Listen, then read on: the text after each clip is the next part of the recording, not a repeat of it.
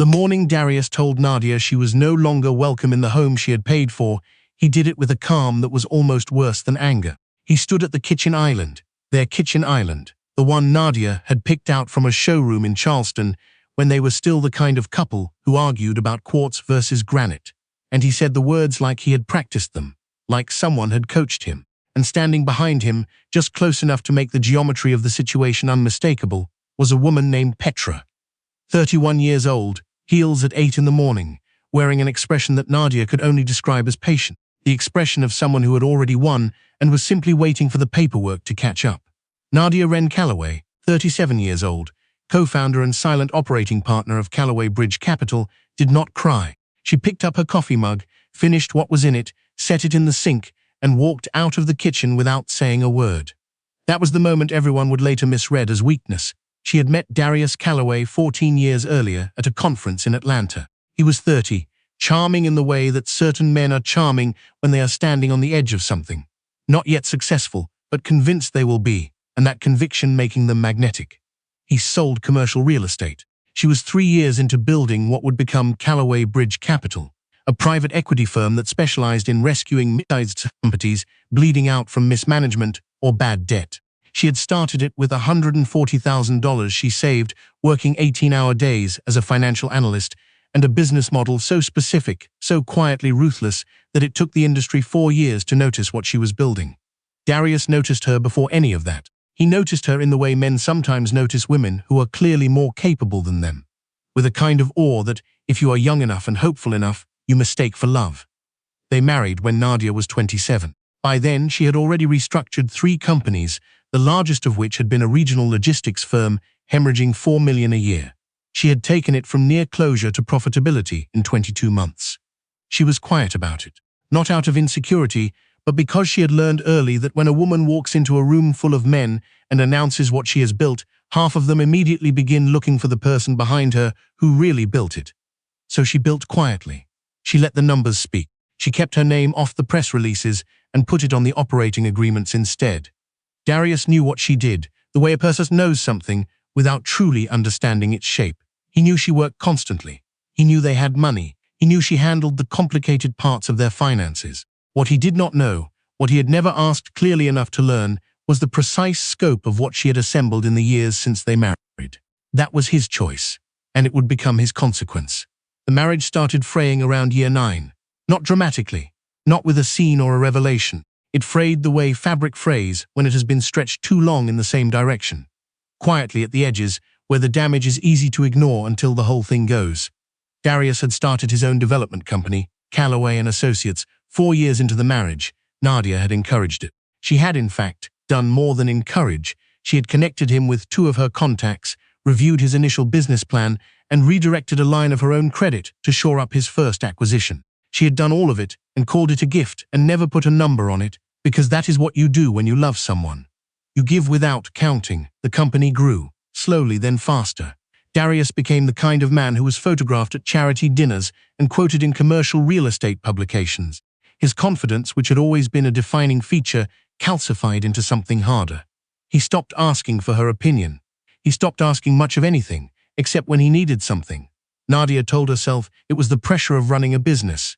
She had felt that pressure herself. She gave him room. What she did not see, or perhaps chose not to see, was that he had filled that room with Petra. Petra Sims worked in property management. She was younger, easier, unburdened by the specific weight of being Nadia Calloway's husband. She laughed at his jokes in a way that had nothing to do with knowing him for 14 years. Nadia would later learn that the relationship had been going on for nearly 2 years before that morning in the kitchen. 2 years. She had been restructuring a medical supply company in Phoenix for 6 months of those 2 years, flying home on weekends, carrying her laptop into hotel breakfasts. 2 years of Darius looking her in the eye across dinner tables and saying nothing. His mother, Eleanor Calloway, 64 years old, and a woman who had always regarded Nadia with the specific coolness of someone who had wanted a different daughter-in-law, had known about Petra for at least 8 months. Nadia would learn this later too. Eleanor had not only known, she had encouraged. She had told Darius, in those exact words that Nadia heard secondhand through a cousin who felt guilty enough to tell her, that Nadia was too focused on her career to ever be the wife and mother the family needed, and that Petra was uncomplicated, And that uncomplicated was what Darius deserved. Eleanor had always wanted uncomplicated. She had never been able to tolerate Nadia's stillness. The way Nadia could sit across a table and say almost nothing, and somehow still command the room. It made Eleanor feel like she was missing something. It made her suspicious. She had been suspicious of the wrong things for 14 years, and that suspicion had quietly become permission. Callaway and Associates ran into its first serious structural problem in the fall, 8 months before the morning at the kitchen island. Darius had overextended on a mixed-use development project in Savannah. The projected lease commitments had not materialized on schedule, 3 of his anchor tenants had pulled out within 6 weeks of each other, and a line of financing tied to a regional bank had been abruptly recalled after the bank itself was acquired, and the acquiring institution reviewed its exposure. By November, his company was carrying $9 million in debt against assets that were underperforming by 30%. He came home those nights looking gutted. Nadia made dinner and listened and asked careful questions and did not say what she was already seeing clearly, that the project could be salvaged, but only if someone with liquidity and the right restructuring expertise moved fast. She did not say it because she was still, in November, his wife, and she had learned that Darius did not like to be solved by her. He liked to be supported. There was a difference, and she had spent years trying to honor it. What she did do, quietly, through a financial vehicle that traced back to Callaway Bridge Capital through 2 holding companies, was begin acquiring the distressed debt on the Savannah project. She did it the way she did everything.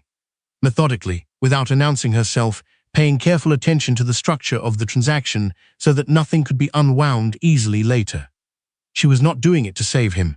She did not know yet what she was going to do with what she was building. She was doing it because the opportunity was there, and her instincts, which had never failed her, said to move. By January, through a subsidiary she had established 4 years earlier for exactly this kind of acquisition, she held a controlling position in the debt structure of Callaway and Associates' most significant asset. In February, Darius told her he wanted a divorce.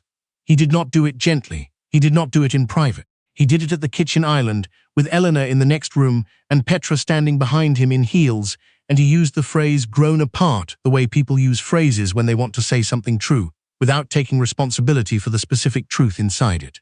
Nadia finished her coffee and left the room. What she left him to figure out on his own was everything else. The attorney's name was Simone Okafor, and she had been Nadia's lawyer for 6 years.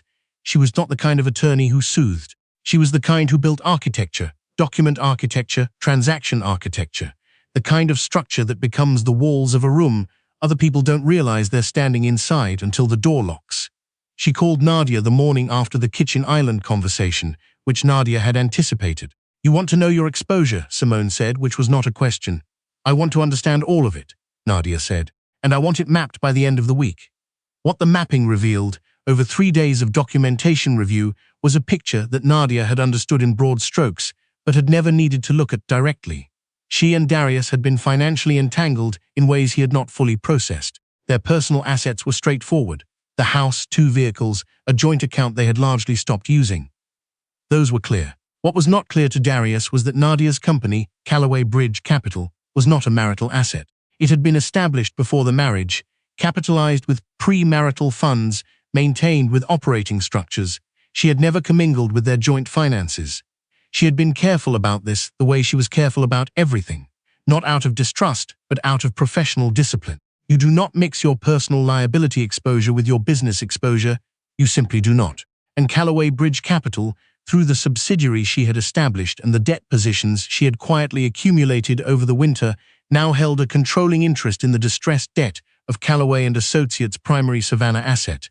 That asset was the one Darius was counting on to recapitalize the company. The divorce proceedings moved quickly in the way they do when both parties have attorneys who are serious about their client's position. Darius's lawyer was a man named Gerald Fowler, competent and confident, who spent the first 2 meetings outlining what Darius expected to walk away with.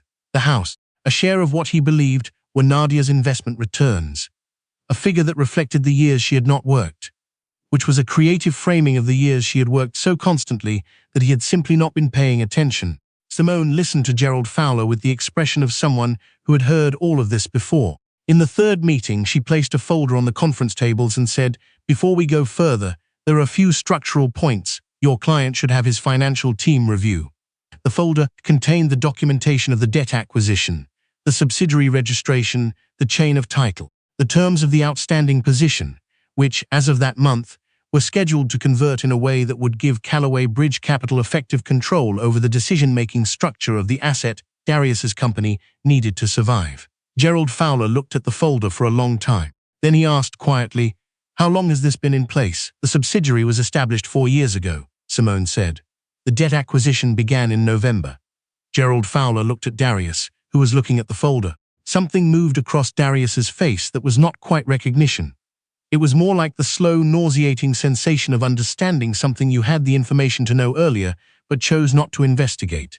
He had never asked Nadia directly about the specifics of her business. He had known she was in private equity. He had known she worked on distressed assets. He had never connected those facts to his own situation, not because the connection was impossible to make, but because it requires a particular kind of attention to your partner's professional life to make it. Attention he had not been paying. "She owns it," he said. He was not asking Gerald. He was not really asking anyone. He was saying it out loud because it needed to be said out loud. "Her company holds the controlling debt position," Simone said. "Yes." Eleanor Callaway called Nadia 3 days later. This was unusual. Eleanor had not called Nadia voluntarily in approximately 4 years. She called now with the careful warmth of someone who has recently done the math and understood what the math means. "I think there's been a misunderstanding," Eleanor said. "Between you and Darius. Between all of us."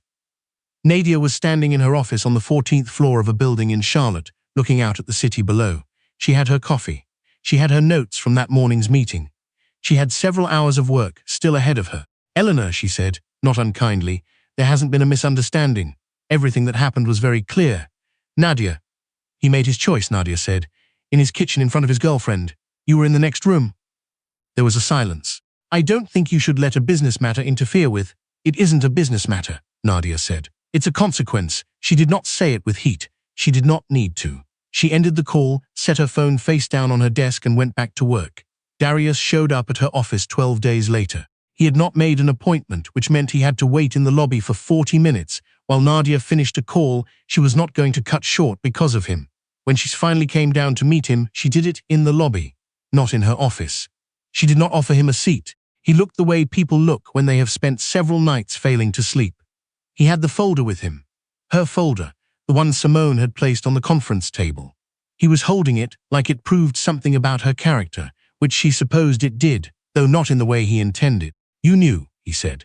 "When you were acquiring this, you already knew I was in trouble." "I knew the asset was distressed," she said. "That's what I do. That's not what I mean. And you know it." She looked at him the way she had looked at documents for 15 years, steadily, without urgency, seeing all of it. "You made a business decision," she said. "In November, your company had a distressed asset. My firm identified the opportunity and moved. That is what my firm does. If you had asked me what my firm was actually doing, any time in the past 10 years, you would have known what that process looks like. You could have told me. You could have asked," she said. "You had 14 years to ask." He had nothing to say to that. The lobby had a few people moving through it. Nobody was looking at them, but Nadia was aware of the space the way she was always aware of space. "I need more time on the conversion," he said. "The terms, if it converts the way the documents say." "Darius," he stopped. "I have made no decisions yet about what to do with that position," she said, which was true. "I am running a business, and I make business decisions based on the information available at the time. That is all I can tell you right now." He left the lobby looking like a man who had misread the entire map of his own life, which, she thought, was an accurate thing to look like. The divorce was finalized in a proceeding that lasted less than 2 hours. The house was sold and split. The joint assets were divided cleanly. Callaway Bridge Capital was confirmed as a premarital, separately maintained entity, not subject to division. Eleanor Callaway did not call again. Petra was not mentioned in any legal document because she was not legally relevant. 3 weeks after the divorce was finalized, Nadia's firm made a decision about the Savannah asset. The decision was not what Darius had feared and not what Eleanor had hoped for when she had, in those final weeks, shifted her position entirely and begun treating Nadia with the warmth she had withheld for 14 years. Callaway Bridge Capital restructured the debt and brought in a new operating partner to manage the asset. The terms were not generous, but they were workable. Darius would retain a minority position. The company would survive, scaled down, restructured, functioning. She had not done it for him. She had done it because the restructuring made financial sense, and because Nadia Callaway did not make business decisions based on personal feeling. That discipline, the thing Eleanor had always read as coldness, The thing Darius had experienced as distance was the same discipline that had built everything she had. It did not bend to emotion. That was not a flaw. That was the point. She sent the finalized terms through Simone as she sent everything. She did not attach a note. Months after the proceedings wrapped, a journalist from a regional business publication reached out to Nadia for a profile. The angle was the growth of Callaway Bridge Capital over the past decade. How a firm founded by a woman working alone out of a rented office in Charlotte had quietly become one of the more significant players in mid-market restructuring in the Southeast. The journalist had done her research. She asked good questions. Near the end of the interview, she asked one that was not strictly about the business. "You've operated so far below the radar for so long," she said. "You could have had more public recognition earlier. Why didn't you pursue it?" Nadia was quiet for a moment. She was thinking about a kitchen island. She was thinking about a folder on a conference table. She was thinking about the word ownership and all the different ways it applies to a life. "Because the work was enough," she finally said. "The work was always enough. The recognition catches up eventually. It always does." The profile ran with a photograph of Nadia standing in her Charlotte office, looking out at the city below. She was wearing a white blazer. Her expression was calm, which was the only expression she had ever really needed. The caption underneath the photograph read, "Nadia Callaway, founder and managing partner of Callaway Bridge Capital. The firm specializes in what she calls finding value where others have stopped paying attention." She read the caption once, set down the magazine, and went back to work.